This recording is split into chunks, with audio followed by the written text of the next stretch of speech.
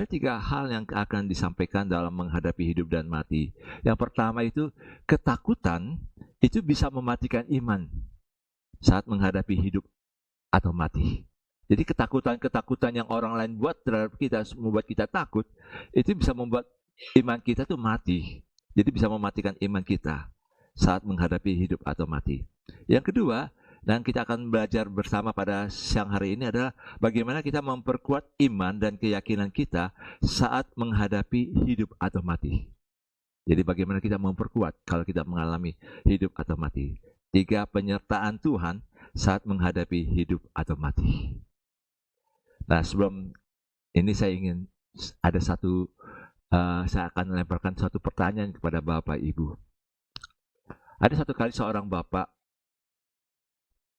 dia bekerja sebagai pimpro karena perusahaannya selalu mempercayakan dia sebagai pimpro.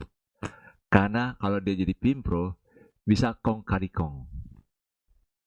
Jadi artinya biaya pimpronya itu bisa dinaikkan tinggi. Dan bosnya itu bisa dapat untung juga. Jadi setiap kali ada pimpro, dia dikasih proyek itu. Kamu jadi pimpinan proyek. Wah, dia senang sekali awal-awal. Tapi dia mengasihi Tuhan, akhirnya dia ditegur oleh Tuhan. Kamu jangan korupsi, jangan mau kong kali kong. Dan saat itu dia bergumul, Tuhan, saya terima nggak nih proyek ini? Padahal sebentar lagi saya harus bayar uang kuliah anak saya nih. Anak saya sudah mau kuliah dan bayarnya itu puluhan juta. Nah, kalau misalnya Bapak Ibu sebagai Bapak itu ya, kira-kira terima aja nggak nih? Padahal dia sudah mau terima, sudah ada bayaran nih, anak mau kuliah, udah Pak sih, ya 50 juta, 60 juta itu pasti keluar. Atau bukan kalau yang perguruan tinggi yang mahal bisa 100 juta.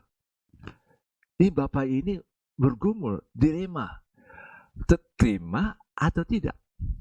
Kalau misalnya Alvin dikasih kesempatan seperti Bapak ini jadi pimpro, kira-kira terima apa enggak, Alvin? Kenapa? Tapi kan ada kebutuhan. Percaya saja. Oke. Ibu Yeni kalau dikasih kesempatan itu bagaimana Ibu Yeni? Sebagai bapak itu yang punya jadi pimpro. Takut kan? Nggak terima, nggak terima. Ini ada kebutuhan ini. Terima takut dosa, nggak terima ada kebutuhan ini. Kebutuhan yang besar. Itu kadang-kadang dilema loh. Setiap orang yang anak Tuhan, yang mau mengasihi Tuhan, itu seringkali mengalami dilema. Tapi kalau orang yang tidak takut Tuhan, ya happy-happy aja lah. Gampang lah. Kan nanti ada ya nanti minta ampun sama Tuhan aja udah cukup lah. Tapi buat lagi. Ini yang seringkali yang memang terjadi. Nah, saya ingin mengajak Bapak Ibu untuk mendengar cerita. Saya ingin bawakan tentang masalah ketakutan ini yang bisa mematikan iman saat menghadapi hidup atau mati. Saya ingin bercerita tentang 3 teman Daniel, Sadrat, Mesak, dan Abednego. Saat Nebukadnezar itu mentahbiskan dewa yang tingginya 30 meter, lebarnya 3 meter. Jadi tinggi sekali itu. Dan itu semua orang, pejabat-pejabat harus menyembah dewa itu pada saat pentahbisan. Jadi semua harus dikumpulkan. Dan saya ingin bercerita berperan sebagai Sadrak. Karena ada Sadrak, Mesak, dan Abednego. Nah, jadi Sadrak ini bercerita gini, saya berperan sebagai Sadrak untuk menggambarkan kepada kita ketakutan yang bisa dialami oleh 3 orang ini saat menghadapi situasi seperti itu. Saya adalah Sadrak. Dulu nama saya Hananya. Hananya itu artinya Yahweh yang begitu ramah. Dan Sadrak diubah menjadi Sadrak karena itu artinya perintah dari Dewa Bulan. Karena saya harus jadi di Babel, saya harus ikutin budaya Babel. Teman saya namanya Misael, yang artinya keadaannya seperti Allah. Dirubah menjadi namanya Mesak, yang artinya siapa yang menyamai aku, Dewi Bulan. Jadi semuanya berhubungan dengan dewa-dewa. Teman saya satu lagi adalah namanya Azaria, yang artinya Tuhan Yahweh telah menolong. Diubah menjadi Abednego, menjadi hamba raja. Tapi ada satu teman saya lagi, namanya Daniel. Tapi Daniel pada waktu itu tidak ada lagi tugas keluar kota. Jadi Daniel itu ya artinya Allah adalah hakimku. Dirubah menjadi namanya Belsasar, menjadi pelindung raja. Jadi kami bertiga ada di ibu kota Babel. Dan pada saat pentabisan, dewa yang 30 meter tingginya dan lebar 3 meter, kami langsung tidak mau. Kami suruh kumpul. Saya suruh dua teman saya itu, Mesat dan Abednego, ayo kumpul di rumah saya. Dan mereka berkumpul bersama di rumah Sadrak. Dan saya mengajak mereka berkumpul di atas, di soto rumah, untuk menghadap Yerusalem, untuk berdoa kepada Tuhan menghadap ke Yerusalem. Jadi gambarannya kalau Sadrat ya waktu di Babel itu artinya ada di sebelah timur. Kalau ini kan timur ya, sana kan timur, sana barat, selatan, utara. Nah, Babel ada di timur laut di sebelah sini. Sedangkan Yerusalem ada di sebelah barat sini, agak ke arah selatan. Jadi barat daya arah sini. Jadi makanya kami menyembah Tuhan, berdoa kepada Tuhan, bersama-sama bertiga menghadap ke Yerusalem, ke Bait Allah. Dan kami berdoa, menyembah bersama-sama. Dan itu mereka berdoa. Waktu mereka berlutut, waktu kami berlutut, tiba-tiba tentara dengan pasukan yang besar sekali datang ke rumah, gedor pintu, cok cok cok cok. Sadrak, buka pintu. Langsung kami buru-buru turun dan buka pintu. Langsung mereka pukul tempeleng muka kami. Kamu tidak taat sama perintah raja. Raja marah. Ikut kami. Kami diikat. Kami digeledah. Rumah kami ada digeledah. Baju-baju kami juga dibawa juga. Ada baju-baju kami yang ada di lemari dibawa. Dan kami harus pergi. Waktu kami berjalan, banyak orang yang teriakin kami, "Weh, pengkhianat!" Ada juga yang sampai pukul wajah kami, kepala kami. Pak. Ada juga kepala kami di belakang diginikan. Sehingga waktu berjalan itu kami mengalami persekusi. Jadi betul-betul dianiaya. Sebagai manusia juga mengalami ketakutan. Begitu sampai di hadapan raja, raja sedang duduk di tatanya. Dia duduk di tatanya sambil tangannya gemetar. Sambil begini ya. Kalau orang marah kan begini ya. Kami juga menghadap raja, kami sambil bertiga. Kami juga gemetar. Ini raja lagi marah besar. Raja sedang menyimpan kemarahan di hatinya dan mukanya itu kelihatan sekali. Begitu marah sekali.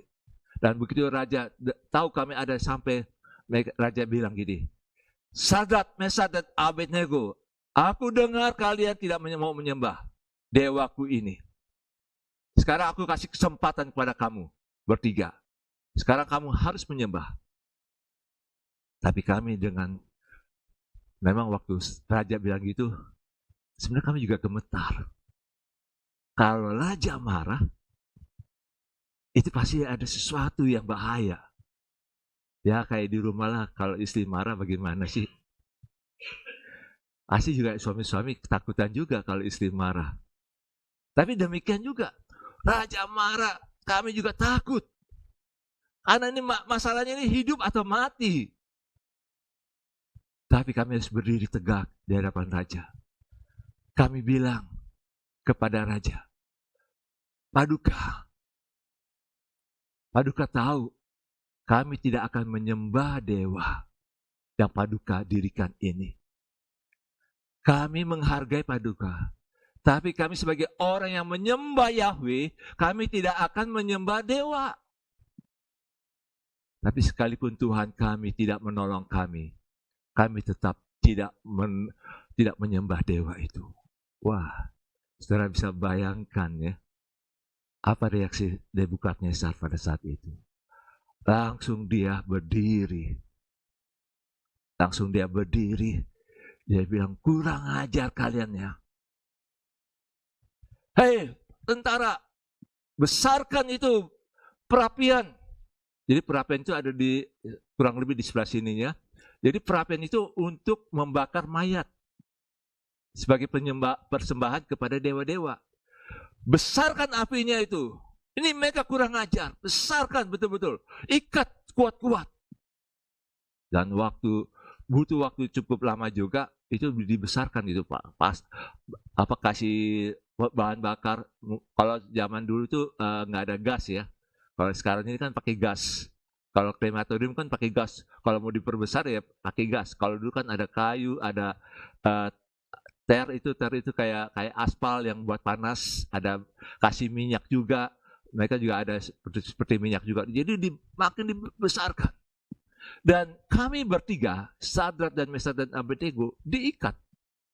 Kakinya nggak diikat, teman tangannya diikat, bajunya, bahkan sampai topinya juga diikat juga. Jadi topi yang dipakai itu juga diikat. Bisa dibayangkan ya. Jadi topinya juga terus pakai tali diikat gini. Wah, tentu kami gemetar. Ini yang bisa dibayangkan kalau kita berada dalam posisi Sadrak, Mesak, dan Abednego. Kita juga bisa mengalami ketakutan yang lebih lagi. Nggak ada perubahannya sangat cepat sekali. Mimpi apa pada saat itu nggak ada yang tahu. Tapi tiba-tiba berubah cepat sekali. Dari atas langsung ke bawah. Dan Nebukadnezar sampai marah, sampai bilang, cepat bakar mereka. Akhirnya waktu mereka dibawa oleh tentara yang kuat, badannya besar-besar. Dan kami merasa sepertinya waktu kami datang ke perapian itu, gemetar juga sebenarnya. Tapi lebih gemetar lagi, tentara-tentara yang bawa kami mati duluan. Saudara bisa bayangkan ya, kalau mengalami seperti itu, waktu masuk dapur perapian, sebelum masuk dapur perapian, ada yang mati di depan kita. Bayangkan misalnya kayak gini lah. Kalau saudara misalnya dioperasi, kita dioperasi, masuk kamar operasi, terus dibilang sama susternya, Pak, tadi itu ada yang mati loh di operasi. Bisa bayangkan nggak? Jadi kayak gitu loh bayangannya. Aduh, sebelum masuk dapur perapian itu, tentara yang kuat saja udah mati. Apalagi kami yang mau masuk ini, mau dimasukkan. Kami tetap harus jalan masuk dalam dapur perapian. Ketakutan bisa mematikan iman. Ini yang iblis buat, saudara. Ketakutan bisa mematikan iman kita. Sehingga kita harus menyangkal Yesus. Kita mau mendua hati, ya nggak apa-apalah. Kita mau kompromi, nggak apa-apalah. Ini yang mengalami situasi hidup atau mati. Mungkin kita nggak sampai harus seperti yang dialami oleh Sadrak, Mesak, dan Abednego. Tapi kita bisa juga mengalami situasi-situasi yang berbeda. Kamu fanatik atau mau kompromi? Jangan terlalu fanatik.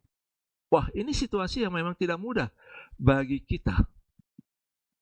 Setiap anak Tuhan bisa mengalami masa-masa di mana waktu lagi susah, kita berdoa, Tuhan nggak segera menjawab.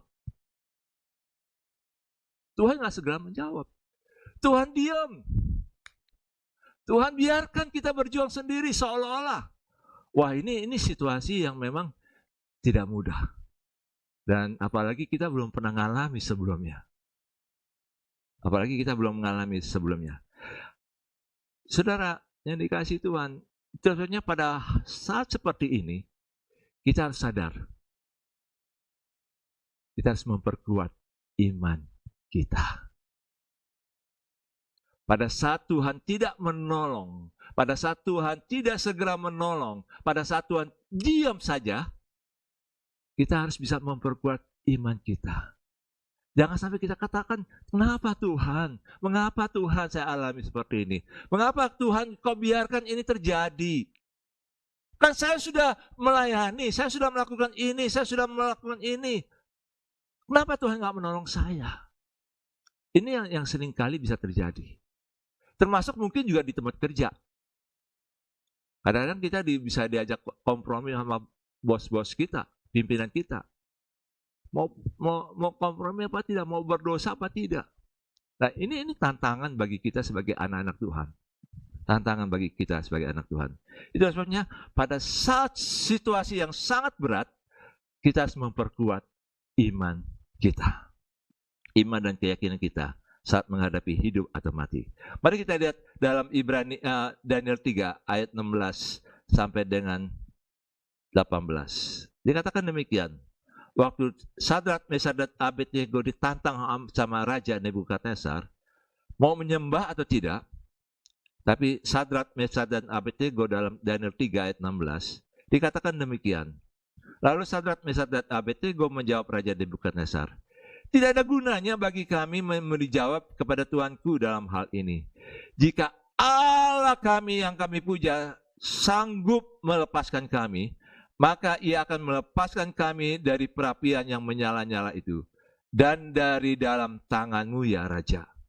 Tapi seandainya tidak, hendaklah Tuanku mengetahui, ya Raja, bahwa kami tidak akan memuja dewa Tuanku dan tidak akan menyembah patung emas yang Tuanku dirikan itu. Ini yang membuat Raja marah.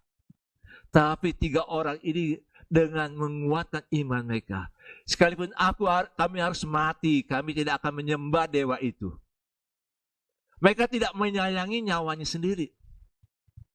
Mereka tidak menyayangi jiwanya. Mereka tahu kalau mereka harus mati, Tuhan tetap mengasihi mereka.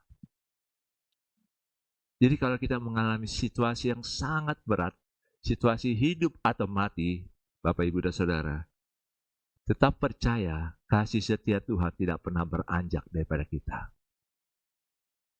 Tuhan tidak pernah meninggalkan kita loh. Walaupun situasi sangat berat. Mungkin kita mengalami situasi waktu kita sakit. Kita berdoa. Tuhan nggak sembuhkan. Makin parah. Waduh, kita bingung. Kenapa?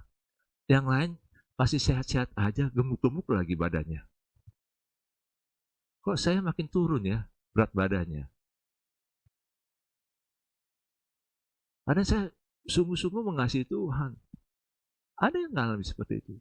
Ada juga seorang bapak baru telepon saya dan dia bilang gini, Pak Andi, pada 2024 saya sudah janji sama Tuhan. Saya mau melayani Tuhan lebih lebih sungguh lagi. Tiba-tiba, ini bapak ini diabetes, dia tinggal satu kota, diabetes, terus tiba-tiba saya ditabrak sama Fortuner dari belakang. Dan Fortunernya lari, nggak bertanggung jawab. Saya mau melayani Tuhan, luka-luka saya ini nggak sembuh nih, diabetes. Biayanya mahal ini. Saya nggak punya duit, saya pensiunan. Uang pensiunan nggak berapa. Biasanya saya bisa cari uang dengan mendekati mahasiswa yang memang mau buat skripsi, saya bisa bantu mereka buat skripsi cara penulisannya. Tapi sekali ini saya nggak bisa apa-apa. Saya sampai goyah iman saya. Ini nyata. Saya nggak katakan kamu berdosa, enggak. Karena memang itu manusiawi lah kalau kita mengalami seperti itu. Dia juga merasa malu dengan istrinya yang harus pontang-panting cari duit. Bagaimana cari biaya juga untuk berobat. Nggak ada yang bantu berobat. Apalagi bapak ini bilang ini, ayo kita cari CCTV. Siapa tahu nih kita bisa dapat nih nomor polisinya nih. Istrinya bilang gini, udah Pak, ampuni aja. Saudara bisa bayangkan suami ngalami kayak gitu tuh, aduh, ini duitnya mana nih? Kebetulan anaknya juga seorang seorang yang aparat keamanan juga. Dia bilang gini, "Ayo Pak, kita cari CCTV. Saya bisa dapat ini CCTV, saya bisa lihat nih mana nomor polisinya." Terus mamanya bilang, "Nggak usah lah, ampuni aja." Saudara, ini sebagai suami, Bapak ini juga kesal juga sih. Secara manusia ngalami seperti ini. Padahal dia lagi butuh biaya. Situasi-situasi seperti ini kita butuh kalau situasi kita menghadapi hidup atau mati kayak gini. Seperti Tuhan biarkan kita mengalami seperti ini. Percayalah, kasih setia Tuhan tidak pernah beranjak dari hidup kita. Kalau kita mengasihi Tuhan, kasih setia Tuhan tidak akan beranjak. Selalu ada kekuatan baru kok. Tiap hari ada kekuatan baru. Mari jangan melihat masalah hidup kita, tapi kita melihat cara Tuhan sedang memproses hidup kita. Supaya kita semakin dimurnikan.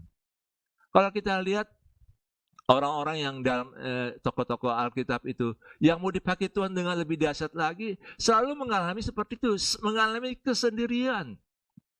Daud dihajar sama Saul.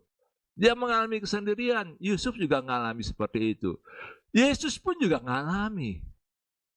Pada masa-masa jaya-jayanya Tuhan Yesus, waktu hebat-hebatnya dia begitu luar biasa, dia juga harus mengalami waktu di kayu salib sendirian.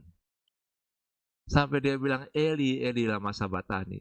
Semua orang yang mau dipakai Tuhan, semua orang yang mengasihi Tuhan, pernah mengalami kesendirian. Bagaimana dia kesendirian dengan Tuhan.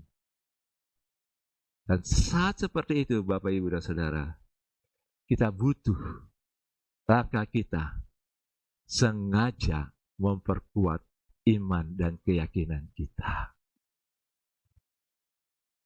Jangan mengeluh. Itu kenyataan yang ada, yang kita alami. Saya ingin mengajak Bapak Ibu, kita ambil contoh dalam Nabi Habakuk, lagu yang sangat terkenal yang dia buat. Habakuk 3 ayat 17-19. Ini adalah lagunya yang terkenal. Dia mengalami masalah krisis ekonomi yang berat. Dikatakan demikian, Habakuk 3 ayat 17 sampai dengan 19. Dikatakan demikian, sekalipun pohon ara tidak berbunga. Jadi pohon ara tidak berbunga, pohon anggur tidak berbuah, hasil pohon zaitun mengecewakan, sekalipun ladang-ladang tidak menghasilkan bahan makanan, kambing domba terharau dari kurungan, dan tidak ada lembu sapi dalam kandang. Jadi ekonominya betul-betul terpuruk. Nggak ada lagi, baik tanaman, pohon-pohonan maupun juga kambing domba tidak ada lagi dalam yang dia punya, yang dia harapkan. Tapi di dalam ayat 18 dikatakan, namun aku akan bersorak-sorak dalam Tuhan, beria-ria di dalam Allah yang menyelamatkan aku. Ini dahsyat sekali. Jadi sekalipun kita mengalami masa-masa yang paling berat, saudara sudah mengasihi Tuhan, saudara sudah beribadah, saudara sudah berdoa, baca firman Tuhan, tapi mengalami masa-masa ekonomi juga semakin turun, terpuruk, tetap kita harus mengatakan, aku akan bersorak-sorak di dalam Tuhan. Itu yang membuat kita jadi menang, saudara. Jangan biarkan kita mengasihani diri dan membuat kita jadi makin terpuruk. Bedanya anak ayam sama anak Raja Wali sangat beda sekali. Anak ayam kalau misalnya dia mengalami masalah, ketakutan, dia cari ketiak mamanya, induknya. Dia sembunyi. Tapi anak Raja Wali, waktu mengalami masalah, ketakutan, yang buat masalahnya adalah mamanya sendiri. Sarangnya diobrak-abrik. Sarang dari tempat tinggi diobrak-abrik, disuruh terjun sendiri. Dan waktu dia terjun, dia mulai kepakan sayapnya, mulai coba. Tapi masih tetap turun, dan dia teriak ketakutan. Tapi pada saat dia terjun ke bawah, dalam ketakutan, dia tetap kepakan sayap. Dia tetap, mamanya, induknya tetap menjaga dia di bawahnya.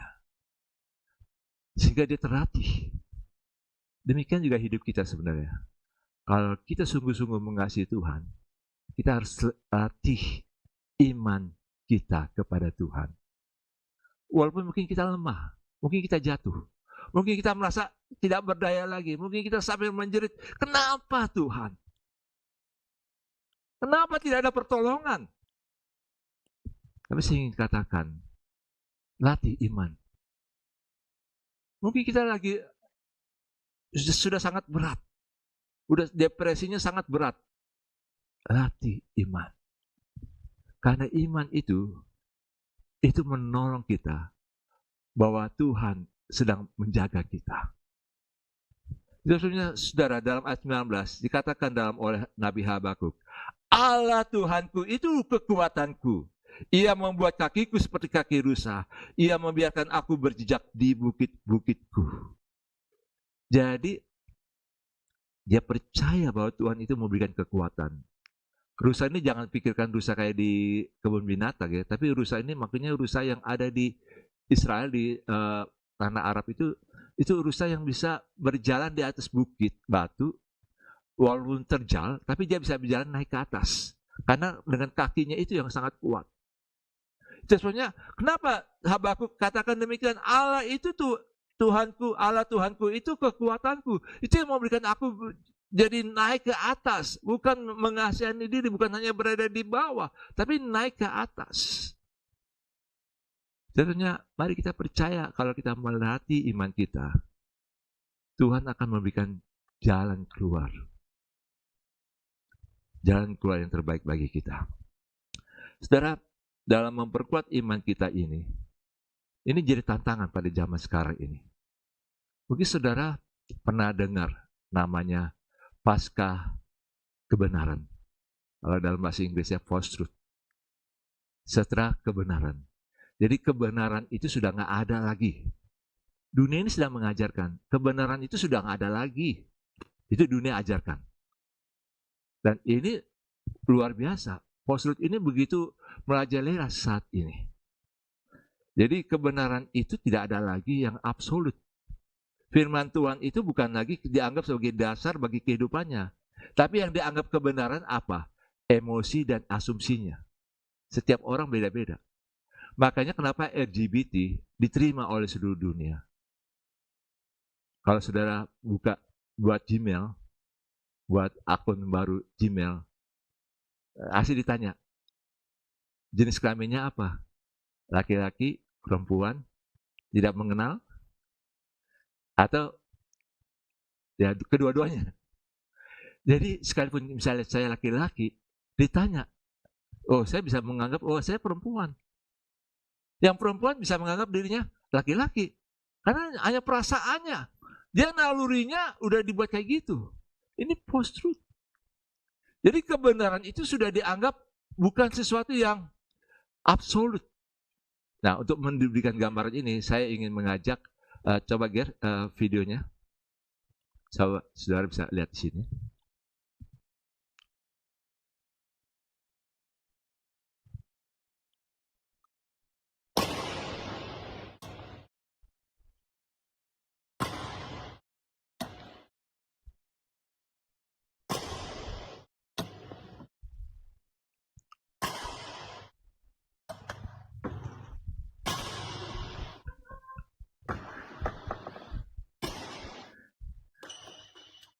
Moral of the story. Ya, saudara nangkap ya. Medsos banyak sekali menipu kita. Seolah-olah hebat sekali pemain bulu tangkis ini. Hasil masuk. Padahal rekayasa. Ini post-truth.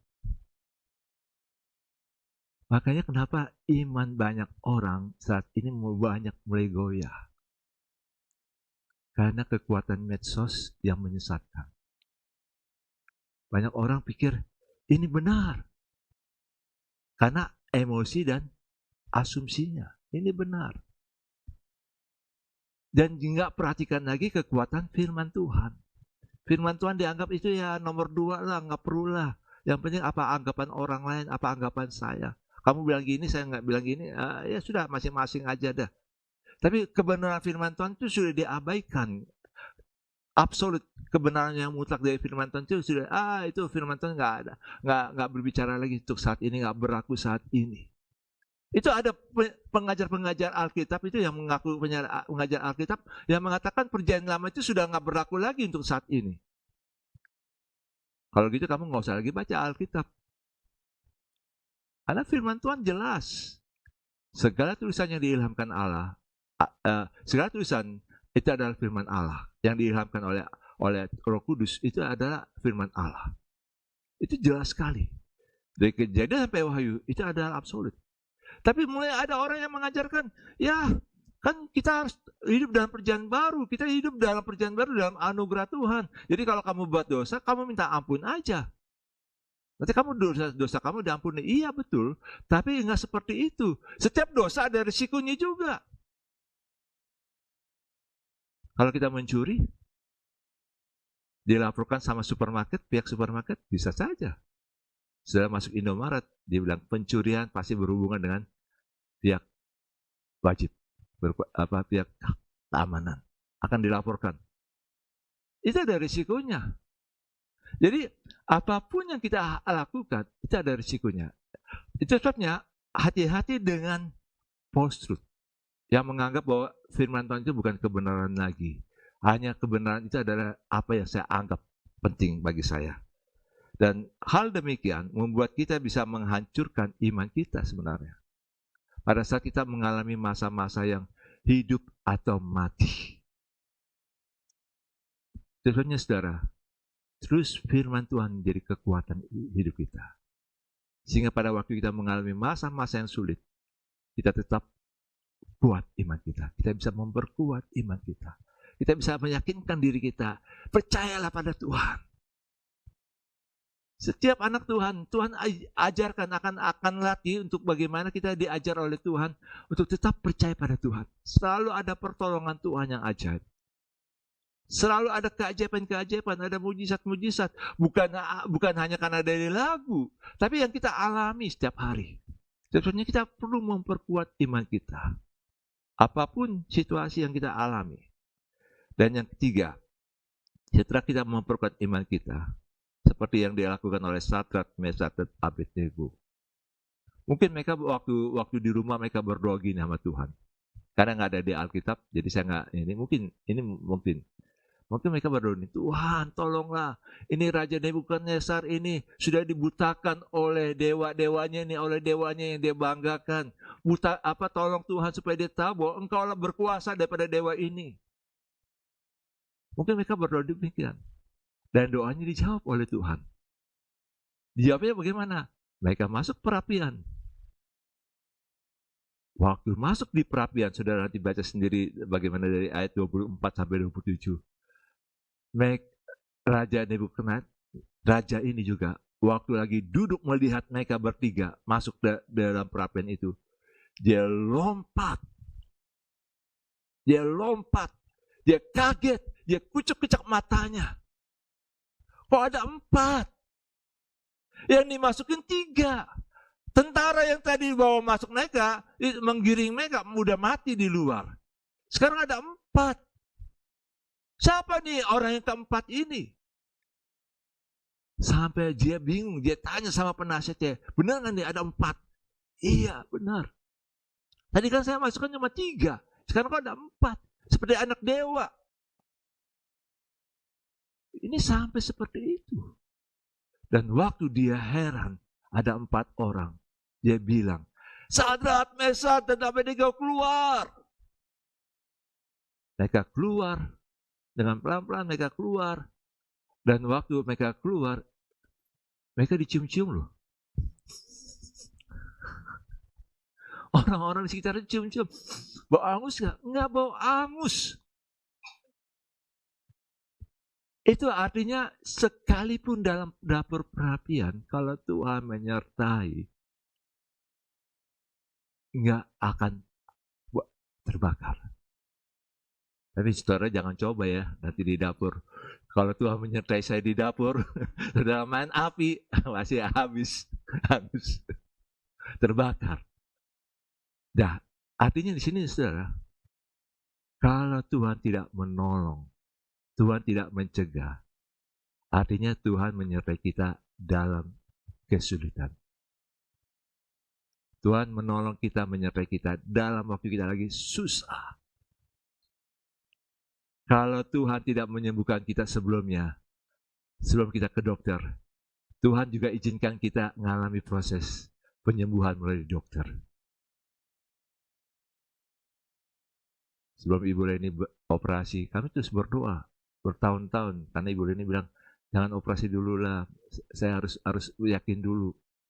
Kami berdoa tiap hari, Tuhan sembuhkanlah, sembuhkanlah. Tapi Tuhan nggak sembuh-sembuhkan. Jadi harus melalui proses. Kadang Tuhan izinkan kita mengalami proses. Dan itu yang kita bisa alami. Makanya Bapak Ibu, kalau kita mengalami situasi yang sangat berat, tetap percaya kasih setia Tuhan tidak pernah beranjak dari hidup kita. Dan sekalipun kalau kita pun harus mengalami sendirian, ada penyertaan Tuhan. Tuhan tidak pernah meninggalkan kita kok. Tuhan tahu loh kesusahan kita. Tuhan tahu bagaimana kita menjerit pada waktu doa kita belum dijawab oleh Tuhan. Kita tahu bagaimana, Tuhan tahu bagaimana kita itu pergulatan batin kita. Ada pergulatan di kepala kita ini, Tuhan kenapa ya saya susah kayak gini? Kenapa banyak orang yang menghina saya, banyak orang yang memfitnah saya, banyak orang yang membenci saya. Itu ada pergulatan dalam pikiran kita. Tapi saya ingin katakan, kalau engkau mengasihi Tuhan, Tuhan tidak pernah meninggalkan. Tuhan tidak pernah meninggalkan engkau. Jadi kalau menghadapi situasi hidup atau mati, tetap percayalah, Tuhan tidak akan meninggalkan kita. Jadi jangan biarkan ketakutan itu mematikan iman kita. Jangan biarkan ketakutan yang kita alami dalam pikiran kita, jangan sampai mematikan iman kita. Kita perlu menguatkan iman kita, iman dan percaya kita kepada Tuhan. Dan tetap percaya ada penyertaan Tuhan waktu kita menghadapi situasi hidup atau mati. Amin.